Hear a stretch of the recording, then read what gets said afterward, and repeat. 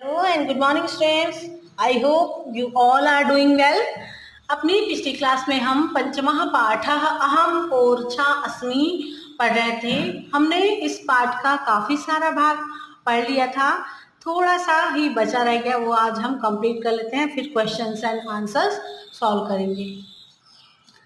मम परिसरे एकम पुष्पोद्यानम वर्तते, मेरे परिसर में एक फूलों का उद्यान भी है।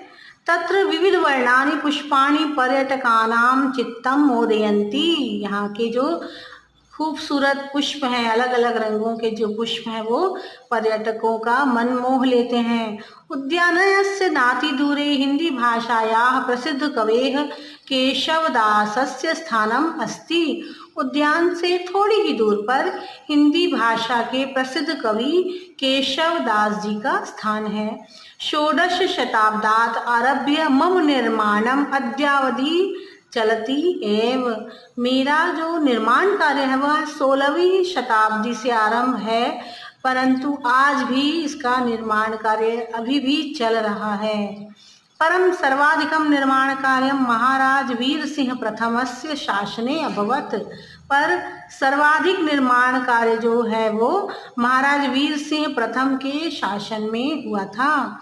मम इतिहासः रोचकः कौतूहलपूर्णः च अस्ति, मेरा इतिहास रोचक भी है और कौतूहलपूर्ण भी है ना। इसमें इसके बारे में जानने की जिज्ञासा बढ़ती जाती है, क्योंकि मेरा इतिहास जो है वह है अत्यंत रोचक है, क्योंकि कई लोगों राजा आए और कुछ ऐसे रहे राजा जो बहुत महान राजा रहे, जिन्होंने बहुत अच्छे से शासन किया और ओरछा के किले को और उसकी ख्याति और बढ़ाई।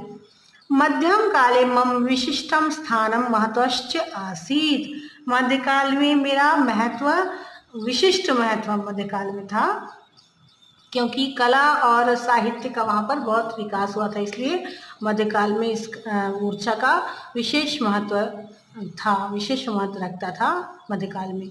अधुना अपि राम राजा तथैव विराजते, आज भी राम राजा जो हैं ओरछा के किले में निवास करते हैं।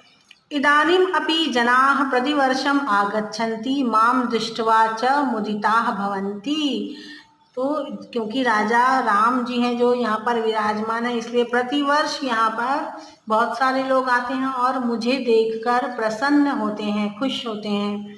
मेरी भव्य जो ऐतिहासिकता है उसके देखकर प्रसन्न होते हैं। अन्यानि अपि लक्ष्मी नारायण मंदिर, फूल बाग, दीवान, हरदौल भवन, सुंदर भवन, शहीद स्मारक प्रभृतीनि द्रष्टव्यानि स्थलानि सन्ति, राम राजा मंदिर के अलावा और भी यहाँ बहुत सुंदर भवन है जो जिसमें कि लक्ष्मी नारायण मंदिर, फूल बाग, दीवान, हरदौल भवन, सुंदर भवन, शहीद स्मारक आदि जो भवन है वह देखने योग्य हैं। प्रतिदिनं यात्रिणः आगत्य ममैतिहासिकं स्वरूपं दृष्ट्वा प्रसन्नाः भवन्ति, प्रतिदिन यात्रीगण आकर मेरे इतिहास और मेरे स्वरूप को देखकर प्रसन्न होते हैं। तथा च तान् विलोक्य अहम अपि प्रसन्नः भवामि, तथा उन सबको प्रसन्न देखकर मैं भी बहुत प्रसन्न होता हूँ, मेरी प्रसन्नता और बढ़ जाती है और मेरा लोगों के प्रति सम्मान और बढ़ जाता है। ये कह रहा है ओरछा का किला हमसे कह रहा है। तो जब भी आपको समय मिले, जब भी आप कहीं बाहर घूमने जाएं तो ओरछा के किले को अवश्य देखने जाएं, क्योंकि उसकी ख्याति विश्व प्रसिद्ध है और ये हमारे देश की धरोहर है।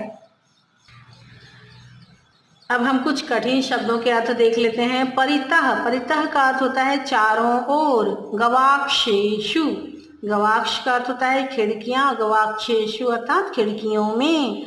संगमः, नदियों के पारस्परिक मिलन स्थल, जहाँ पर दो नदियाँ तीन नदियाँ मिलती हैं वह संगम स्थल कहलाता है। वन्य पशवः, वन्य पशु का अर्थ आप भी समझते होंगे जंगली पशु। विदग्धायाः, विदग्धाया का अर्थ होता है निपुण।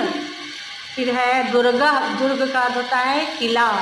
फिर है भांति अर्थात सुशोभित होता है। तो स्टूडेंट्स, हमने आज ओरछा के किले के विषय में पढ़ा कि कितना ऐतिहासिक किला है ये और विश्व प्रसिद्ध है। अपनी अगली क्लास में हम इस पाठ के अभ्यास के प्रश्नों को हल करेंगे। ओके।